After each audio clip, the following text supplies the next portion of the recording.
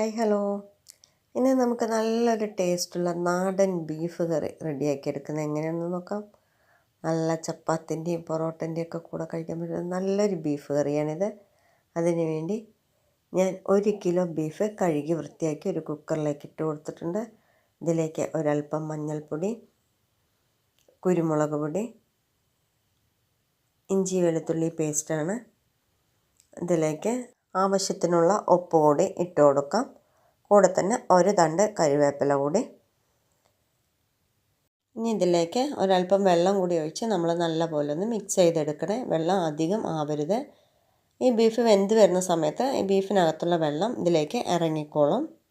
ഇനി ഞാൻ കുക്കർ അടച്ചു കൊടുത്തതിന് ശേഷം ഒരു 7 വിസിലെടുക്കുന്നുണ്ട്. ഓരോരുത്തരുടെ കയ്യിൽ കിട്ടുന്ന ബീഫിൻ്റെ വേവിനനുസരിച്ചിരിക്കും അതിൻ്റെ വിസിലിൻ്റെ എണ്ണം.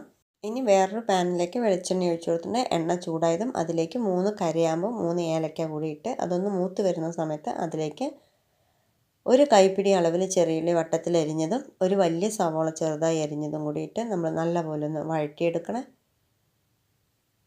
ഒരുപാട് നല്ലപോലെ വഴറ്റിയെടുക്കേണ്ട ആവശ്യമില്ല. നമ്മൾ സവാള വഴറ്റുന്ന സമയത്ത് നമുക്ക് വേണമെങ്കിൽ ഇതിലേക്ക് ഒരല്പം ഉപ്പിട്ട് കൊടുത്താൽ പെട്ടെന്നൊന്ന് വഴണ്ടി കിട്ടും. ഇതിപ്പോൾ പാകമായിട്ടുണ്ട്. ഇനി ഇതിൽ നമുക്ക് പൊടികൾ ചേർത്ത് കൊടുക്കാം. അതിനുവേണ്ടി മുളക് പൊടി, മല്ലിപ്പൊടി ഒരല്പം അധികം ഇട്ട് കൊടുക്കണം കേട്ടോ. പെരിഞ്ജീരകം പൊടിച്ചതാണ്. കൂടെ തന്നെ കുരുമുളക് പൊടി.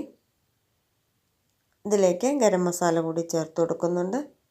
പൊടികളുടെ പച്ചമണം മാറത്തക്ക രീതിക്ക് ഇത് നല്ലപോലെ ഒന്ന് വഴറ്റിയെടുക്കണേ. പൊടികൾ ചേർത്ത് കൊടുക്കുന്ന സമയത്ത് ലോ ടു മീഡിയം ഫ്ലെയിമിലിട്ട് വേണം നമ്മളിത് ചെയ്ത് കൊടുക്കാനായിട്ട്. അല്ലാന്ന് വെച്ചാൽ പെട്ടെന്ന് കരിഞ്ഞു പോകുക. ഇത് നല്ലപോലെ വഴറ്റിയെടുത്തിട്ടുണ്ട്. ഇനി ഇതിലേക്ക് ഞാൻ തക്കാളിയാണ് ചേർത്ത് കൊടുക്കുന്നത്. 2 വലിയ തക്കാളി ചെറുതായി അരിഞ്ഞതാണ്.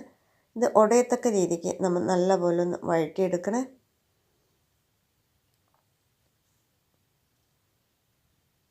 നല്ല പൊറോട്ട, നൂലപ്പം, ചപ്പാത്തി ഇതിൻ്റെ കൂടെയൊക്കെ കഴിക്കാൻ പറ്റിയ നല്ലൊരു ബീഫ് കറിയാണിത്. നമ്മുടെ ബീഫെല്ലാം വെന്ത് പാകമായി വന്നിട്ടുണ്ട്. ഇതിൽ കുറച്ചുകൂടി വെള്ളം ഉണ്ട് കേട്ടോ.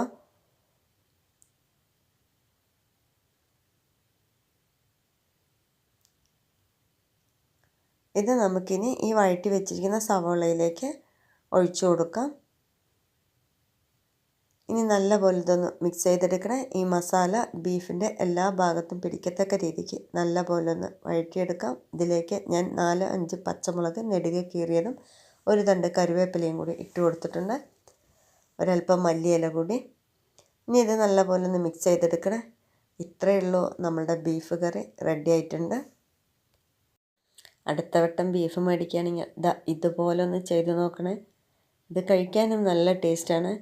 നല്ല വേവുള്ള ബീഫാണെന്നുണ്ടെങ്കിൽ പെട്ടെന്ന് വെന്ത് കിട്ടാനായിട്ട് ഒരു ടിപ്പ് പറഞ്ഞു തരാം.